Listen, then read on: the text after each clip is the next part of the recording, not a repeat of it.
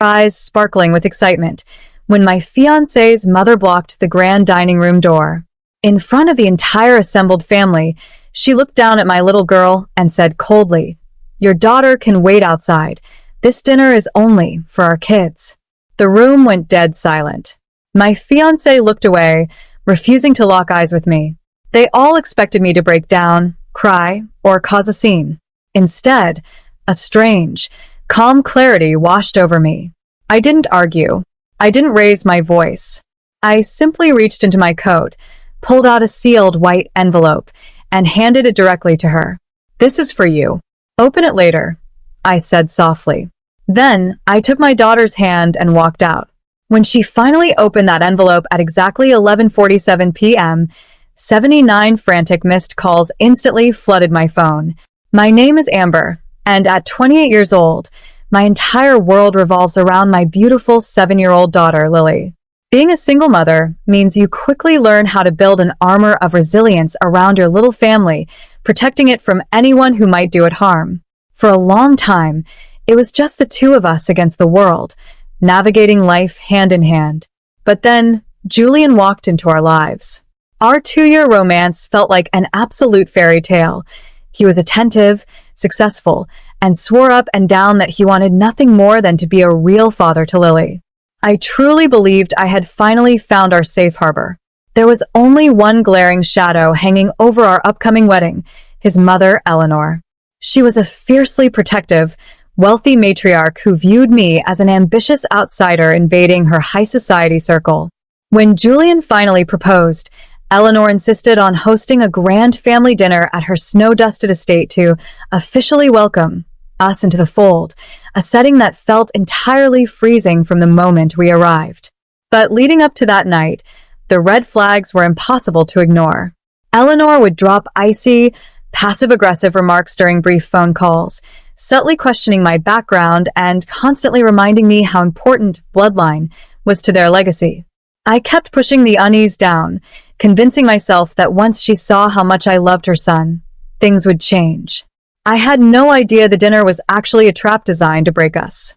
The air was biting, and the snow fell thick around us as Lily and I stepped onto the porch of Eleanor's grand estate. Lily's tiny hands were clad in pink mittens, tightly clutching a handmade thank you card she had spent all afternoon coloring, alongside a modest little gift bag she couldn't wait to present to her future grandmother. Her eyes were wide with innocent excitement. Just as we reached the threshold, Julian's siblings arrived with their own children, laughing as they brushed past us. Eleanor greeted them with radiant warmth, ushering the kids inside while handing them lavish, gold-trimmed gift bags. Lily stepped forward, her smile bright, expecting the same welcoming embrace. Instead, Eleanor's expression instantly shifted to pure stone. She extended a cold, rigid arm, physically blocking the grand dining room door and forcing my daughter backward into the freezing wind. Looking right past me, she fixed her icy gaze on my innocent 7-year-old and delivered the crushing blow. "Your daughter can wait outside. This dinner is only for our kids." The words hung heavily in the freezing air. Inside the foyer, the entire extended family stopped talking, turning to watch the humiliation unfold in complicit, suffocating silence. I looked desperately at Julian, waiting for him to roar in defense of the little girl he claimed to love. Instead, he dropped his gaze to the floor, adjusting his cuffs, completely cowering to his mother's ruthless authority without uttering a single word. A suffocating wave of shock threatened to drown me, but as I looked down at Lily's trembling lower lip, a strange, unyielding calm took its place. They expected me to break down, scream, or beg for inclusion. They wanted a dramatic scene that would prove I didn't belong in their elevated social circle. But I refused to let them weaponize my daughter's tears for their entertainment. Standing tall on that frozen porch, I kept my voice entirely steady, my composure perfectly intact as the family watched from the warm foyer. I reached into the deep pocket of my wool coat, pulled out a thick, sealed white envelope, and extended it directly to Julian's mother. "This is for you. Open it later, when your family dinner is over," I said softly, pressing the heavy paper into Eleanor's manicured hands. She blinked, momentarily thrown off by my total lack of anger.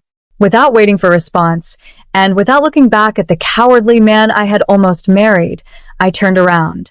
I took Lily's small hand in mine and walked away from the estate, leaving our footprints in the fresh snow. We drove straight to a cozy local diner downtown, where I ordered her favorite pancakes with extra whipped cream to celebrate our own resilience. Before the food even arrived, I pulled out my phone and switched it directly to Do Not Disturb, completely severing their ability to reach us as the countdown to their own undoing began. To understand what was inside that white envelope, you have to look back to exactly 3 days prior to that disastrous dinner. As a senior auditor at a major corporate firm, my entire career is built on analyzing numbers, tracing financial trails, and spotting the hidden discrepancies that others completely miss. Julian had asked me to help him review a complex vendor account linked directly to his family's multi-million-dollar real estate business, assuming I would just glance at it and sign off. Instead, what I uncovered during my late-night analysis made my blood run cold. Julian and his mother hadn't just been running a successful high society enterprise. Eleanor had been orchestrating a massive, illegal scheme for years. She had been systematically shielding corporate assets, fabricating business expenses, and hiding millions in severe debts. Most shockingly, Eleanor had structured the entire operation to use Julian's name as a legal shield, meaning he would take the fall if federal investigators ever knocked on their door. But Eleanor had made one fatal mistake. She needed an elite guarantor to secure their primary multi-million-dollar business loan, and Julian had convinced me to co-sign using my pristine credit and assets. The envelope I handed Eleanor didn't contain a tearful goodbye letter. It contained binding corporate audit sheets detailing her fraud, a formal notification that I had legally revoked my co-signature due to undisclosed material misrepresentation, and a complete separation of my assets. By withdrawing my backing, their primary loan would instantly trigger a massive, unavoidable default. The clock on my dashboard clicked over to exactly 11:47 p.m. when I finally turned my phone back on.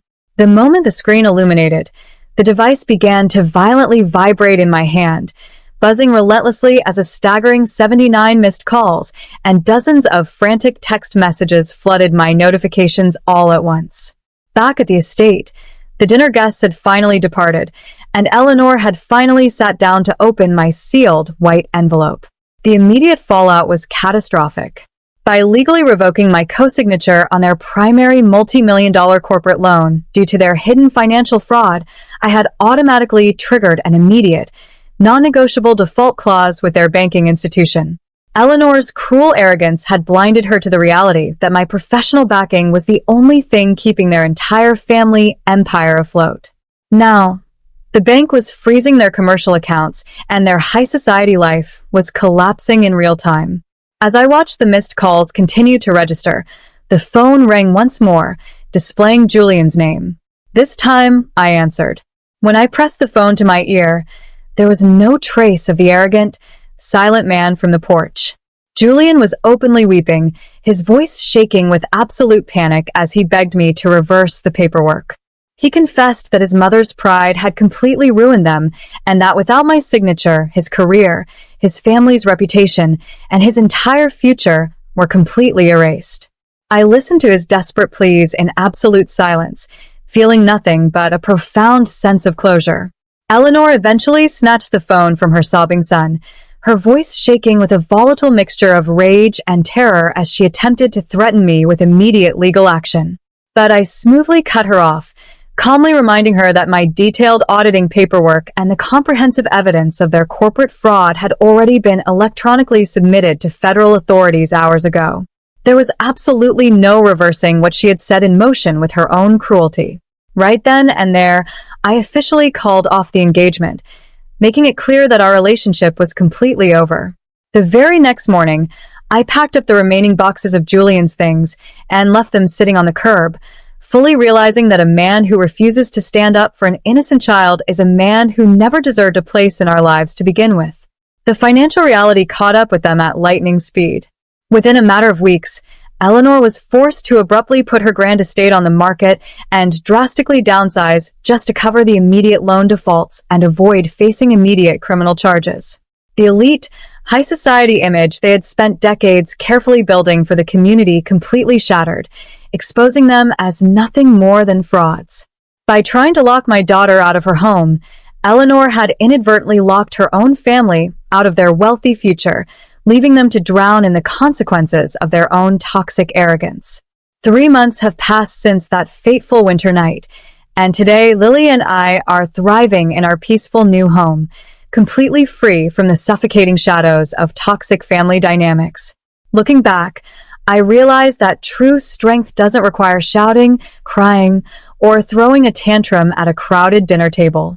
Real power lies in knowing your own worth, protecting your children at all costs, and standing back quietly while a bully's own arrogance and hidden corruption naturally destroy everything they built. Lily still colors her beautiful handmade cards, but now they are only given to people who truly deserve her love. Now, I'm incredibly curious about all of you who have stayed to listen to my story until the very end. If you had found yourself standing in my exact shoes on that frozen porch, would you have quietly handed over that secret white envelope just like I did?